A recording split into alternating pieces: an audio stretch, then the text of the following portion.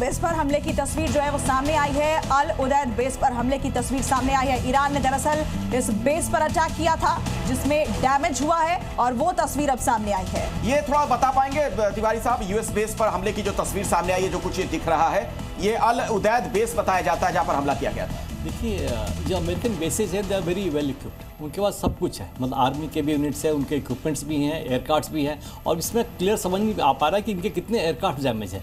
कुछ तो डैमेज होगा, उसका रडार भी डैमेज होगा। एयरक्राफ्ट अगर डैमेज है तो यही एक इंडिकेशन लग रहा है कि वो जहाज अपने आप से मिड एयर रिफ्यूलर भेज रहे हैं। इसका मतलब ये क्लियर है कि ये बेसेज इनका अमेरिकन एयरक्राफ्ट को लॉन्च करने के कैपेबल नहीं बचे हुए हैं। इनको एयरक्राफ्ट कहीं और से लॉन्च करना पड़ेगा बॉम्बिंग करने के लिए, जो फिलहाल कर रहा बॉम्बर, जैसे B-2 बॉम्बर बहुत दूर से आ रहा, लेकिन जो आसपास से लॉन्च हो रहे हैं उनकी कैपेबिलिटी ईरान करीब करीब न्यूट्रलाइज करने की कोशिश कर रहा है। और यही एक मकसद है। जो पहले आप जो दिखा रहे थे कि मिड एयर रिफ्यूलर वहाँ से आ रहे हैं, तो मीन्स कहीं दूर से लॉन्च होंगे और वहाँ मिड एयर में रिफ्यूलिंग करेंगे और फिर आकर ड्रॉप करके जाएंगे। इसका मतलब वो अमेरिका वेरी क्लियर है कि हम बॉम्बिंग कंटिन्यू करते रहेंगे, आपको हमें कितना भी नुकसान पहुंचाते रहो, ईरान को नुकसान होगा। देखिए अभी आगे क्या होता है, कहां ये हेलीकॉप्टर उड़ते हुए नजर आ रहे हैं त्रिपाठी साहब, इसके जरिए क्या संदेश देने का प्रयास है कि एक मैसेजिंग है ये।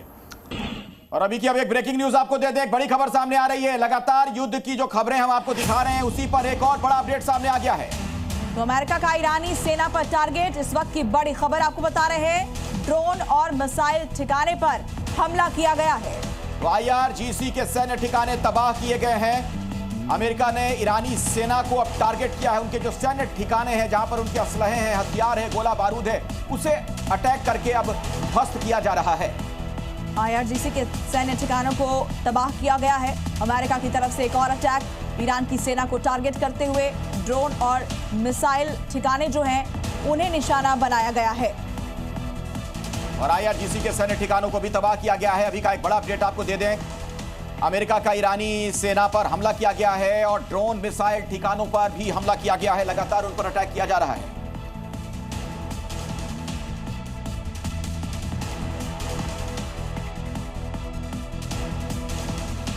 एक बड़ी खबर यह है कि युद्ध के बीच ईरान की चीन से बात हुई है। चीनी विदेश मंत्री से अब्बास अरागची ने बात की है, बड़ी खबर।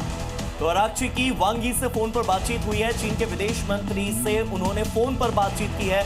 युद्ध के बीच में ईरान की चीन से बातचीत का एक कूटनीतिक संकेत आप देख सकते हैं कि जहां ऐसे कई देश हैं जो कि ईरान का साथ नहीं दे रहे हैं। ऐसे में अगर ईरान को किसी एक देश से उम्मीद है तो वो है चीन, और ऐसे में चीन के विदेश मंत्री से फोन पर अरागची की बातचीत होने का सीधा मतलब है कि आने वाले समय में जहां इस वक्त 11 देश, 14 देश और खासतौर पर मिडिल ईस्ट के खाड़ी देश जो प्रभावित हो रहे हैं, इसमें अगर चीन की एंट्री होती है तो ये युद्ध एक बहुत बड़े स्तर पर पहुंच सकता है।